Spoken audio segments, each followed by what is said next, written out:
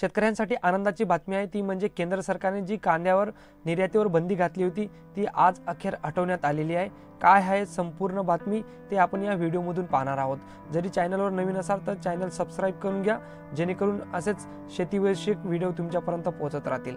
चला तर सुरू करूया व्हिडिओ। केंद्र सरकारने कांद्याच्या किमतीत वाढ होऊ नये यासाठी कांद्याच्या निर्यातीवर बंदी घातलेली होती। यावरून कांदा उत्पादक शेतकरी आणि व्यापारी नाराज झाले होते।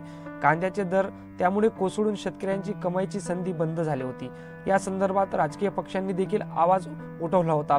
त्यानंतर आज अखेर केंद्र सरकारने एकीकडे राजधानी दिल्लीत शेतकऱ्यांचे आंदोलन सुरू असताना कांद्यावरील निर्यातीची जी बंदी होती ती हटवून शेतकऱ्यांना उशिरा का होईना पण दिलासा देण्याचा प्रयत्न केलेला आहे।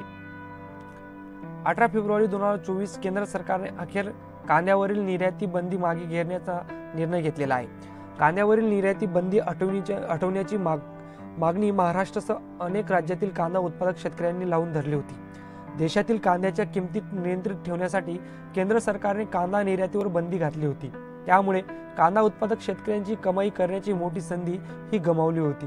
या संदर्भात राष्ट्रवादीचे खासदार अमोल कोल्हे यांनी संसदेत नुकतेच केंद्र सरकारच्या कांदा निर्याती बंदीने युरोपात पाकिस्तानच्या कांद्याला चांगला भाव मिळून तेथील शेतकऱ्यांचा मोठा फायदा झाल्याचे सांगत कांदा उत्पादकाची कमाईची संधी गेल्याचे भाषणात सांगितले होते। कांदा निर्यात बंदीवरील आदेश मागे घेण्याचा आदेश हा गृहमंत्री अमित शाह यांच्या अध्यक्षतेखाली समितीने आज घेतला। केंद्र सरकारने 31 मार्चपर्यंत कांदा निर्यातीवर बंदी घातली होती, परंतु डेडलाईन आधीच सरकारने कांदा निर्यातीहून बंदी उठवली आहे। त्यामुळे कांदा उत्पादक शेतकऱ्यांना आपला कांदा परदेशात देखील निर्यात करता येणार आहे। कांदा हे नाशवंत पीक असल्याने ऐन हंगामात निर्यात बंदी घातल्याने कांद्याचे दर हे घसरून शेतकऱ्यांना मोठा तोटा झाला होता। म्हणून आता शक्यता आहे की कांद्याचे दर पुन्हा उठतील आणि शेतकऱ्यांना याचा लाभ मिळेल।